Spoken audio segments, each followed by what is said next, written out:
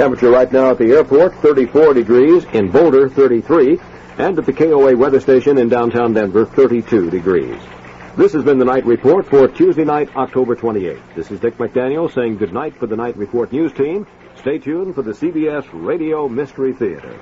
The CBS Radio Mystery Theater presents...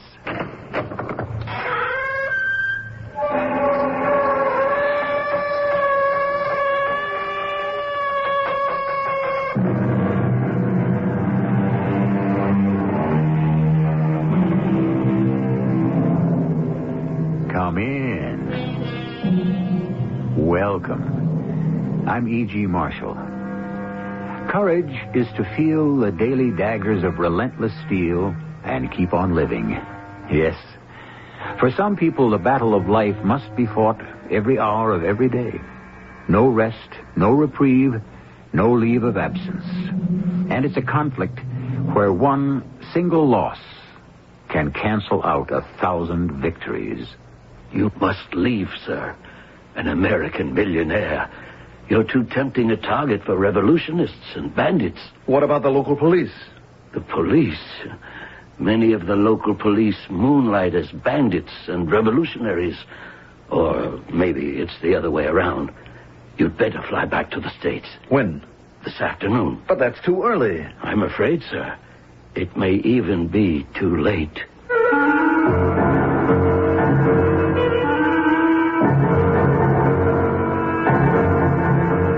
Our mystery drama, Silent Partners, was written especially for the Mystery Theater by Sam Dan and stars Marion Seldes. I'll be back shortly with Act One.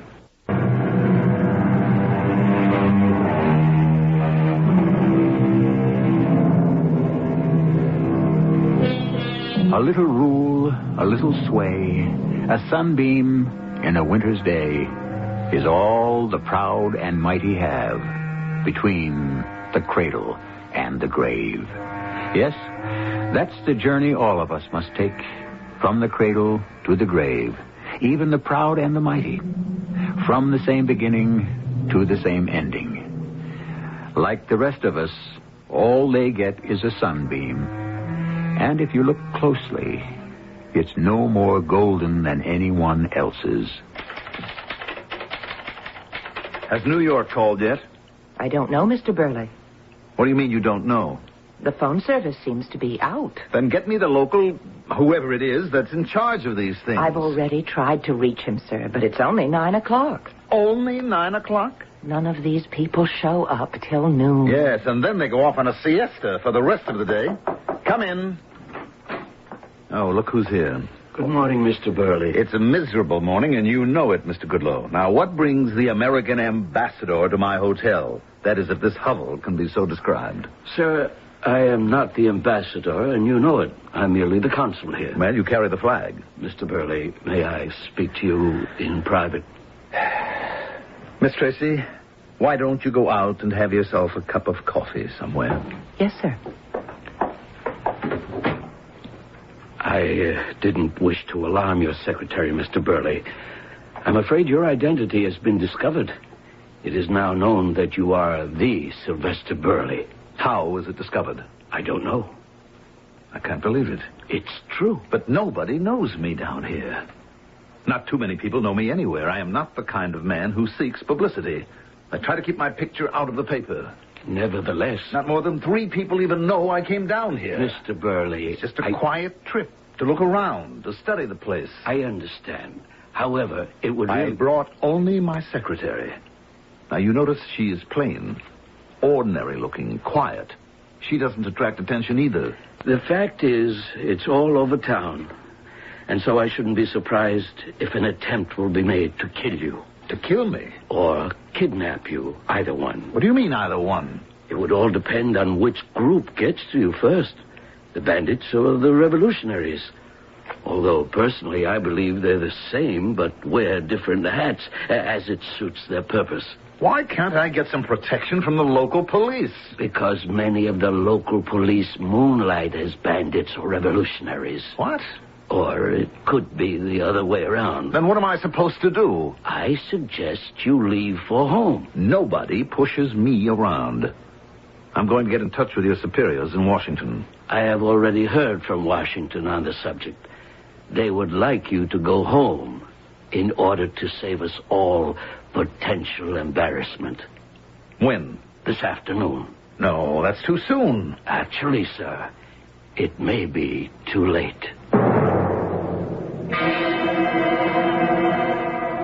Are you packed, Miss Tracy? Yes, sir. The luggage is already left for the airport. Oh, that must be the taxi cab. Just a minute. I haven't been ordered to leave, have I? No, sir. I mean, it was just a suggestion. Yes, sir. I don't have to take it. Well, that's right, except you... Yes, Miss Tracy, you were about to say... I don't wish to presume, Mr. Burley, but now that they know who you are, you couldn't accomplish anything here anyhow. I don't like the idea of being kicked out. On the other hand, I've been kicked out of better places than this one. So let's go.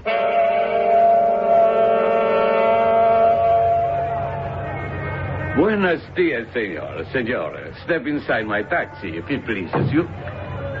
How long should it take to get to the airport? How long? Yes. How long? Quien sabe? What do you mean, quien sabe? Can I read the future? Oh, everybody's a philosopher. Can we get started? Si, senor.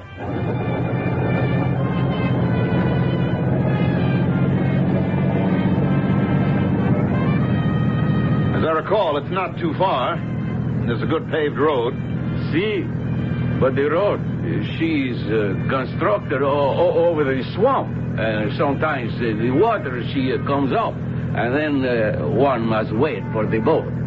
Well, is that what just happened? Is the road washed out? Oh, no, senor. I do not think so. Well, then why are we taking a detour? Detour? Yes, a detour. Don't you understand? No, senor. Uno recalco. Eh? Uno recalco. This is not the way to the airport. That is right. Then stop this cab at once. For what purpose? We intend to get out. I am afraid, senor, that they would not permit such an event. They? Should the senor turn around, he will see a car to the rear of us. Inside are gentlemen with machine guns. And now, a similar vehicle is in front of us. I see my friend Erudition. What do you propose to do with us? As I stated before, senor, can I read the future?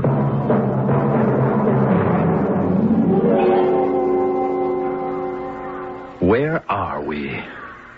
I don't know, Mr. Burley. I know you don't know. We're somewhere in the jungle. I know we're in the jungle. I can look out this filthy window and see we're in the jungle. What are they going to do with us? Hold us for ransom, I suppose. Can you work your hands loose? No, I don't think so. Neither can I. How long are they going to keep us tied up like this? I don't know. Please, Miss Tracy, don't say that again. When is that desperado coming back? I don't know. Miss Tracy, you're fired. Yes, sir. No, you're not. It's just that everything's so disorganized at this point. You understand? Yes, sir. The one thing I cannot tolerate is disorganization. Disorganization is at the root of every failure in the history of the world. Yes, Empires topple, corporations crumble. And do you know why? No, sir. What have we just been talking about? Disorganization. Yes, sir. Now, what do you think, Miss Tracy? What do I think about what, Mr. Burley? About what? About this. Or does something like this happen to you on a regular basis? I mean, getting kidnapped by bandits and revolutionists is just ordinary, everyday routine, old stuff to you. No, sir. At any given moment, those men could walk in here and cut us down with machine gun fire. What do you think of that? I would rather not think about it. Mm-hmm. What are you thinking about? I know you're disappointed in me.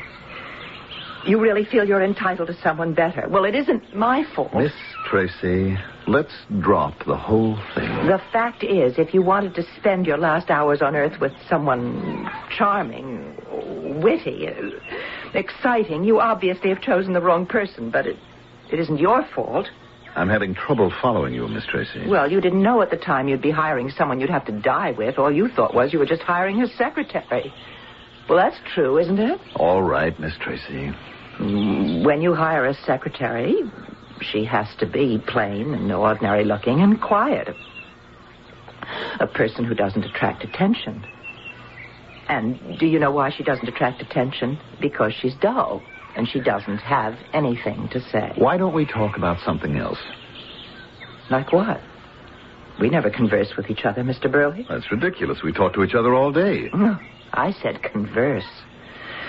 We talk about sales and administration and acquisitions and meetings, and I see to it that your thoughts on all those subjects are rooted to the proper people in the proper places. When did we ever have a conversation? Fact is, you never wanted conversation from me. Would you have been interested in how I felt about... About what? Life? Life? I've been your secretary for 7 years. I replaced Martha Wallace, a woman very much like me, and I'm sure she replaced a woman very much like herself. And I'll be replaced by another carbon copy. Do you know my favorite color? Why should I know your favorite color? My favorite dessert? My favorite book? Movie? Play? You don't know anything about me. You don't even know where I live. Your address is on file in the event I should ever need it. Do you know about all the things that frighten me? Do you know the things that make me happy to be alive sometimes? Now, Miss Tracy, despite all this, you are an excellent secretary. Oh, yes, but I'm not your idea of a person you'd want to spend your last day on Earth with. Well, just let me say this. You're not my idea of the person I'd want to die with either. Oh, I'm sorry I said that. Miss Tracy, look. Look through the window. It's them. They're in a car. Yes, that cab driver is coming this way, and he's carrying a bag. Wait, the car is going away. He's coming in here alone. Yes. Now, listen closely. There must be food in that bag. He's coming here to feed us. Or to kill us? No, not yet. He's going to have to untie us so that we can eat. Now, we must find an opportunity to overpower him somehow. But he's got that gun in that holster. We'll just have to take that chance. Now, don't say another word. Ah, mis amigos, my friends. You have been comfortable here, no? No, definitely no. Now we shall eat and we shall drink. Perhaps we shall even be merry. See, I have brought the food and the wine. First, I shall cut the bindings, no? Yes. But before we commence, be advised by me, your friend. You are our friend? The others wanted to kill you. Why? Because they are foolish young people. They wish to make a statement. And you? I, Carlos Ortega Maria de Onisi Zalajain, I'm a man of the world. As you are, Senor Burley. Yes, I see. We are men of the world. And we speak the same language. And what language is that? Money. Does it matter if men say dollars, francs, pesetas, pounds, marks? Aren't we all saying the same thing? And what are we going to say to each other in this language, Senor Zalacayin? Pleasant things to make all happy. Would you mind cutting these ropes, please? One thing first, Senor. Escape. It might occur to you that you are two and I am one, even if I do wear a pistol. But all foolish ideas should be abandoned because of the jungle. Look outside and listen. Much of it is bird and monkey, harmless creatures. But if you listen closely, a jaguar, and perhaps a puma also. What you cannot hear until it is too late, the python, the anaconda, that is what awaits you. And now, I shall cut these ropes, and we shall have a party.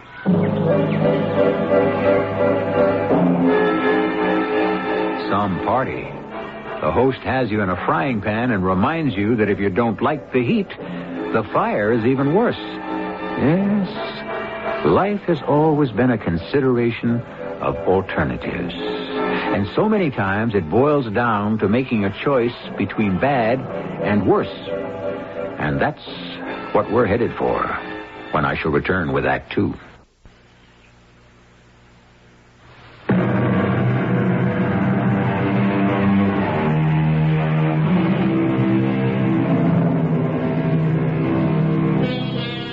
What is man's essential nature? The question has puzzled the philosopher for centuries, and in our day the psychiatrist cannot answer it either. Is it because our essential nature has become so bent, so warped, so altered by the customs of civilization? What happens to people when all the laws they live by are suddenly stripped away?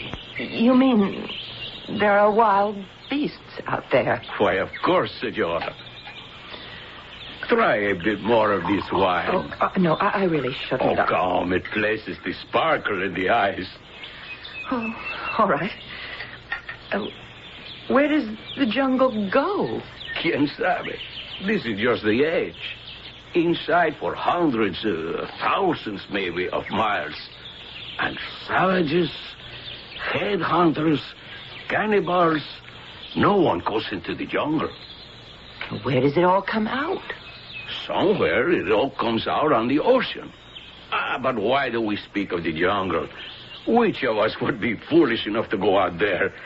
Let us speak of the international language of the world. Money, eh, senor? What sort of ransom were you thinking of? Something that will keep my young people happy. Senor, why have you come to this country? You know why? See, to discover the riches below the ground, in the waters, the trees, the mountains, no? Yes. And to buy them. Yes. They are not for sale. I am willing to pay a fair price. Fair? Who decides fair? Do you suppose I could have another drink of that? With pleasure. Thank you very much. You ask me, senor, who decides what is fair in this country? Yes. Perhaps good friends of mine. One day, soon. I see. We will not sell the wealth of this country to foreigners. No? Never. That would be a betrayal of the people. However... However? Those of us who will be in command may need associates. How do you say? Socios commanditarios. Silent partners? Si. Silent partners. I didn't know you spoke Spanish, Miss Tracy. Yeah, I have hidden depths. Your glass is empty, senora. That isn't my fault. Allow me. Silent partners? Yes. And how would the silent partners operate? First, they would provide money to help the cause. The cause. And then they would have to receive much money and see that it is given a foreign... Senora, ¿cómo se dice asilo? Oh, haven. Gracias. A foreign haven. Do you follow this, Senor Burley? Perfectly. Then we understand what is to be done. Oh, completely. Shall we drink to the new silent partners? Happily. Oh, wait, let me pour. Of course. For you, Mr. Burley. And now, if you'll hold up your glass, Senor Zalacayel. Oh, please, I'm so sorry. It's not. Oh, my goodness, I spilled it all over you. It is nothing. Oh, no, wait here. Just let me here. Miss Tracy, why did you hit him? Get his gun. His gun. Move. You tried to kill me. Help me, Mr. Burley. I will shoot you both. Don't let him get that gun out of the holster. Wait, we can settle this. I will kill you. No, we can settle this, I tell you. Hold his arm. Don't let him shoot. Oh. Is he? Yes. Is he? Yes, he's dead. Oh. What did you do? I did what you told me to. What did I tell you? You said we'd have to find an opportunity to overpower him somehow. I said he has a gun in that holster, and you said we'll have to take the chance, and I tried to say something, and you said we'd have to I think I'm going to be sick. I was only following your orders, Mr. Burley. I pretended to be drunk. I was just waiting for a chance, and when it came, I took it. You were waiting for a chance? Yes, sir. Couldn't you see, couldn't you sense that the situation had changed? I thought it was just a conversation. I was under the impression that you were trying to lead him on. Didn't you hear us make a deal? Mr. Burley, I was very busy waiting for the opportunity. I was very frightened, too. That's what I came to this country for. To find someone I could make a deal with, and you had to kill him. I didn't kill him, sir. We were all struggling for that gun, and it just went off. What are we going to do now? Now? Yes. How do we explain this to his friends? Well, we'll just say that there was an accident. Oh, sure. But it's the truth. They'll kill us. And we have to get out of here. Yes, and go where? Oh, we could try to find our way back to the city. We get lost in the jungle. We can't stay here. Why did you have to... Mr. Burley, you've never done a thing like this before. You're always a fair man, sometimes nasty, but fair. You've never blamed people for obeying your orders. Oh, shut up, Miss Tracy. Please don't talk to me like that. This has been very difficult for me. Man has just been killed. And it's going to get worse. Oh, how can it get worse? Do you hear that? What? It's the sound of a motor. Somebody's coming. We have to get away. We can't go out there. We can't stay here either. Hola! Zalakai! We have to go. Zalakai! Why did you have to attack him? Do you want to pick up that pistol from the floor? I'd do it, but I don't know how to use it. Listen to that. It's a storm suddenly. A storm. Well, that's good. It'll help us get away. They won't see us. Now, just a minute. And when they discover what's happened to him, they won't be able to find us. I am not going out into that jungle. Well, I'm not going to stay here and let those people kill me.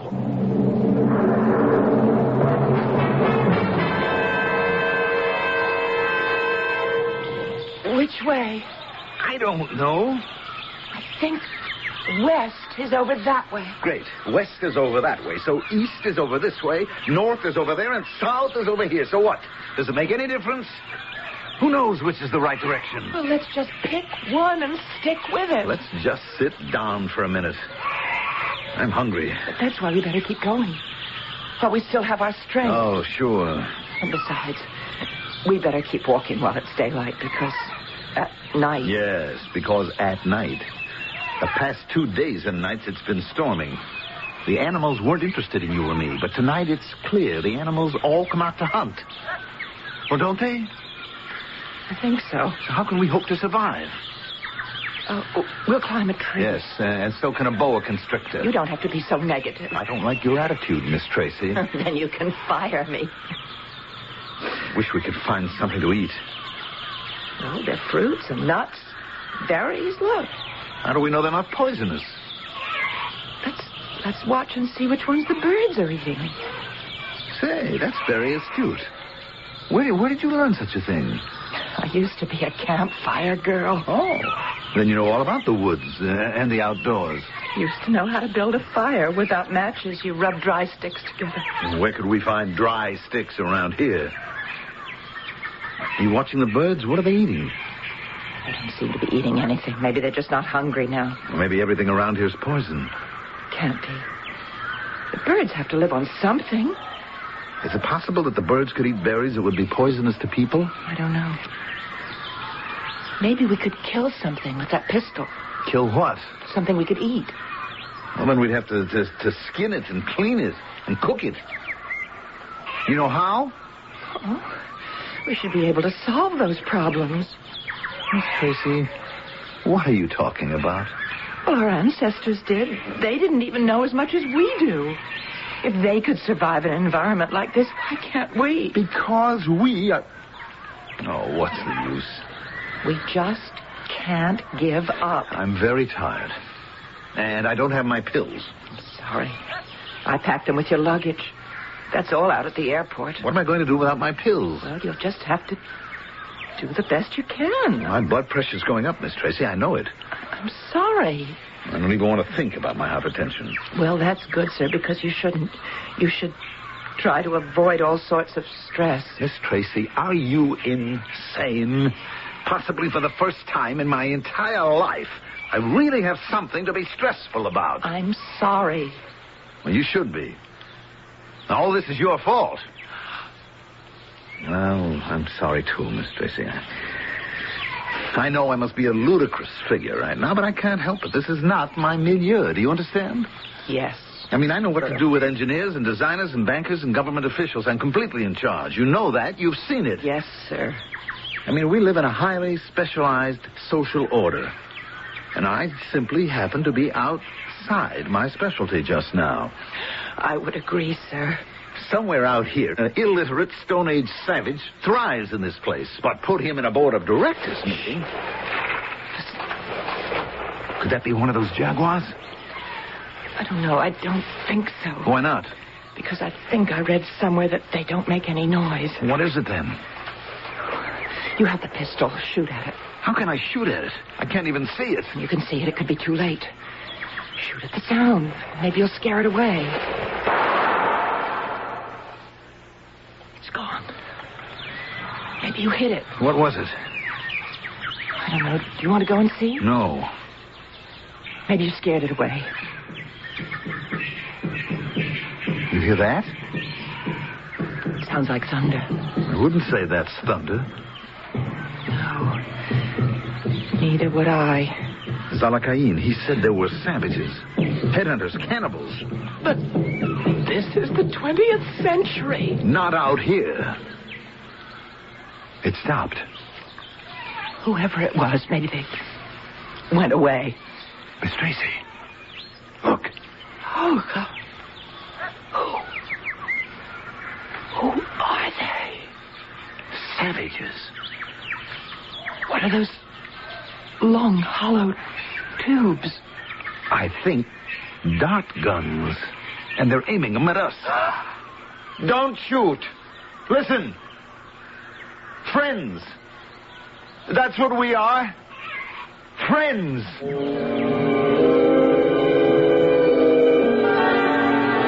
Hopefully these newcomers on our scene understand what the word friend means. Even so, there are those people who are not out to make friends under any circumstances.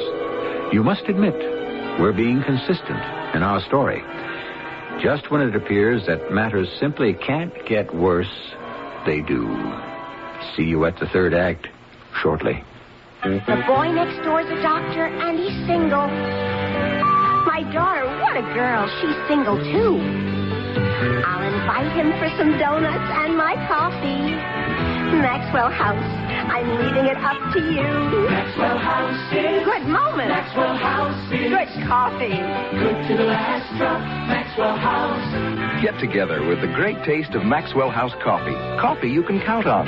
good to the last drop. Maxwell House.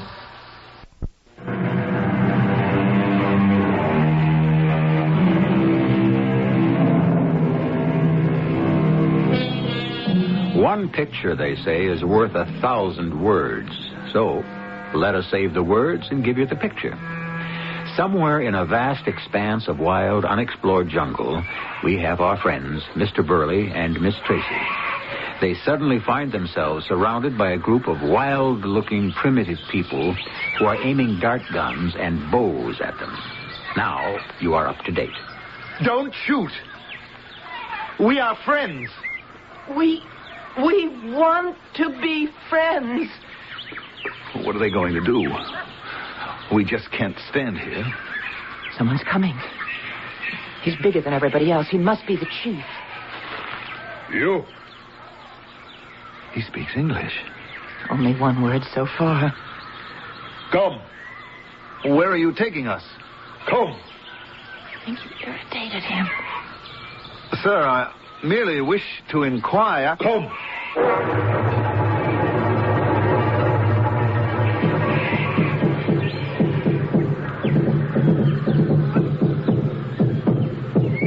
What are they going to do with us? It hasn't been too bad so far. They gave us something to eat. You must admit, it was good. Yes, it was also fattening. Oh. You remember what Zalakain said about cannibals? I don't think they're cannibals. No, why not? I think I remember reading that people only become cannibals when other food is scarce. There seems to be plenty of game, all kinds of fruits. Well, that makes all kinds of sense, too. Thank you, Miss Tracy. For what? For making me feel better. But While they may not be cannibals, they could very well be headhunters. Those drums. Just listen to those drums. I rather like them. You do? Yes. They remind me of discos. Do you go to discos, Miss Tracy? No. Why not, since you like the music? Oh, I don't know anyone who'd take me. How did you ever get to be my secretary? You hired me. No, what I mean is, how did you ever get into a situation where you would become a secretary to a Sylvester Burley? How did you ever become a Sylvester Burley? Oh, that's a long story. Mine's pretty short. I'd like to hear it. Oh, you've heard it before. Mama and Papa work hard to send the kids to college, and they all become doctors and lawyers. And the youngest one comes along, and Mama and Papa now too old, so she has to go to work. Puts in overtime for doctor's bills. No time for dates. No, so she gets used to doing without. She gets to be 30. And 35, and soon 40. You? Oh, yes, sir. You better stand up, Miss Tracy. You have come here. That's true. Yes, sir. We did come here. Why you come? Actually, we're lost. Lost? Do you know what lost means? Yes. Lost. Where did you learn to speak English? From missionary. Missionary? Is he around? Could we see him? Talk to him? What happened to the missionary? Maybe we better not ask. You too. You have come. That is absolutely correct, sir. My name is Sylvester Burley, J. Sylvester Burley, and I am chairman of the board of Burley Industries. And this is my secretary, Miss Tracy, Miss Margaret Tracy. We are a conglomerate, and we're into just about everything. You, man. You come. Where? Come. Mr. Burley, what happened? Nothing. They took me to a big open space, and they all stood around me in a circle. And what happened? Nothing. They just stared at me. That's all? I don't understand. Then the chief, he just pointed at the hut and told me to come back here. But what are they going to do with us? Listen. The drums, but they don't sound the same, do they? I don't like it. You. Oh, you startled me. You come. Now, look here, Chief. Come. You sit. Chief. Be still. Yes, sir. Missionary, say love. Yes. Love. Absolutely, Chief. Love is what makes the world go round. Love all people. That's true. I mean, you really have to love all people.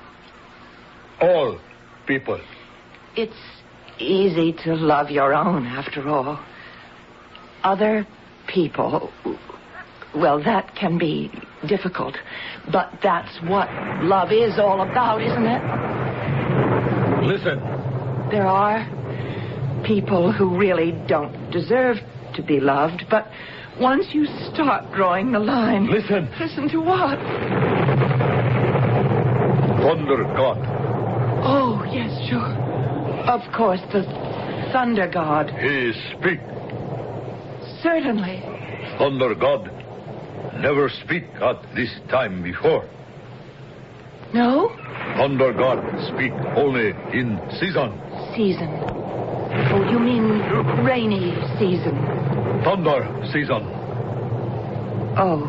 Why he speak now? Why? Why he speak with thunder and his wife with water?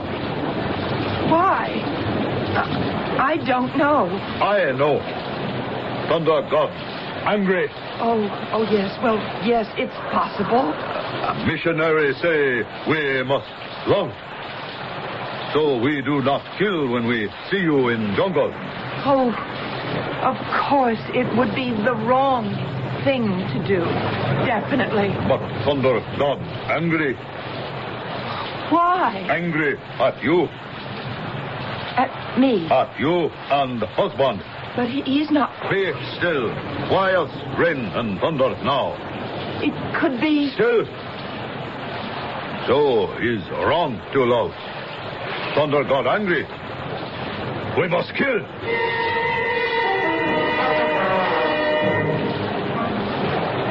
What did he say? The news isn't good. No, I had that feeling. We're going to be killed. When? Any time now. Well, I hope they wait till it stops raining. No. That's the idea of the thing. It's going to stop raining when they kill me. But suppose it doesn't. We'll have won a moral victory. Uh-oh. Here he comes. You. Now, listen, Chief, let's make a deal here. I mean, what does it take to let us go? Whatever it is, I can swing it, Chief. I can make you rich. Rich? Chief, you can become a millionaire. Millionaire? He doesn't understand. I'm not going to be slaughtered here like some animal. I am Sylvester Burley. 2 weeks ago, I had a meeting with the President of the United States. No ignorant savage is going to push me around. Write to your congressman. Prepare. Prepare. For what? For Thunder God. For God and his wife, goddess of rain. Pray they will be pleased. Now, wait a minute, Chief. Chief, come back here. There has to be something. There's got to be a way out. Do you want to save your life? How? What's it worth to you? Well, you can name your price. You know that. I wonder if it would really be worth it to you. What is it? On the other hand, would it be worth it to me? I wish you would tell me what you're talking about. Right now, I'm not sure I know what I'm talking about. You are a great help.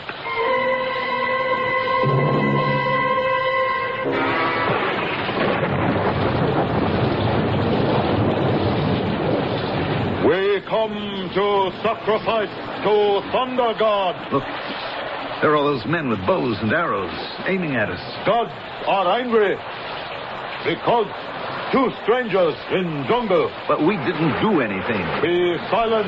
It isn't true. We did. We sinned. What are you saying? Chief, it's true. The god of thunder and his wife, the goddess of rain, are angry, and I know why. I know why better than you do, Chief. Do you know why I know? I'll tell you. It's because I'm the sinner. Chief, I hear the thunder god and his wife talking, and you know what they're saying. Ask me, Chief. Speak. They are not angry because we walked in their jungle. No? No. They love to have people walk in their jungle. Love. Remember love. They send the missionary here to tell you about it. They are angry because we tried to fool them. The way we fooled you. You fool me. Yes, of course. Don't you remember you said the gods were angry at me and my husband? Yes. You thought he was my husband. He is not my husband. We are not married. You not man and wife? No. And that is why the gods are displeased. Because a man and woman who are not married walk together in their jungle. Together. Together. Is abomination. We are guilty. You are the chief. You can purify us. Make us man and wife And so you satisfy the gods. Now, just a minute, Miss Tracy. Is it worth it to you, Mr. Purley? You speak truth. Make us man and wife, Chief, and you'll see. The thunder god will become silent, and his wife shall stop the rain. What if it doesn't stop raining? What have you got to lose? Sound drum for marriage ceremony.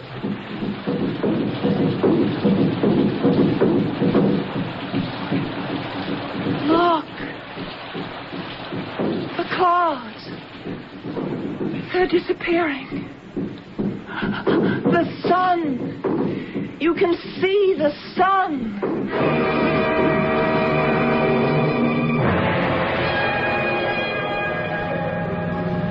You're fortunate you were discovered by some friendly natives, more or less civilized folk. Otherwise... It was good meeting you, Mr. Goodlow. My wife and I will never forget this place. My goodness, I didn't know Miss Tracy was actually your wife. Neither did I. I beg your pardon? Well, in a way, we'd been married a long time, except we didn't know it. Yes. Well, your plane's about to leave. Goodbye. Goodbye, Mr. Goodlow. Why did you tell him I was your wife? After all, it wasn't a legal marriage. Well, it was approved by the god of thunder and the goddess of rain. But suppose it hadn't stopped raining. Doesn't matter. You'd have thought of something else. Mr. Burley, do you realize this is the first time since I went to work for you that you ever gave me a compliment? We can legalize this thing back home. I'm not so sure. You mean you don't want to marry me? You don't want to marry me? I'm Sylvester Burley. Chief Operating Officer of a $500 million conglomerate. Last week I had lunch with the President of the United States. Is that what I really sound like? Miss Tracy, I need your help. Oh, that's better. Margaret, please. I don't know what I'd ever do without you. Keep it up. You're doing fine. The title for today's little exercise in human behavior might very well be How to Marry Your Boss, although I would hardly recommend such an extreme and strenuous tactic to everybody. The fact is, there is a bond between all people who depend on each other, and we never know whether it'll become stronger or weaker under the stresses and strains of our lives. On this, more in just a moment. I've never fancied myself as much of a cook, but I can bake a wonderful homemade pie. And my secret is Pet Ritz frozen pie shells. I found them one day in my grocer's freezer, and I've been baking pies ever since. I just fill a pie shell with fruit and pop it in the oven. My friends can't figure out how I can be such an average cook and bake such wonderful pies. But Pet Ritz pie shells make it easy. All you do is fill and bake with Pet Ritz frozen pie shells. Wherever the big news is made this fall, Sports Illustrated will be there to capture it. We've been there for baseball surprises from Kansas City to Philadelphia. We'll be there for the college and pro football battles from Pasadena to Pittsburgh. We'll be there as the Islanders and the Lakers defend their crowns. And as Duran and Leonard square off in a super middleweight rematch, there'll be big news this fall. Sports Illustrated will be there each week to capture it for 16 million readers. That's what makes it a great place to advertise. Sports Illustrated, America's sports news weekly.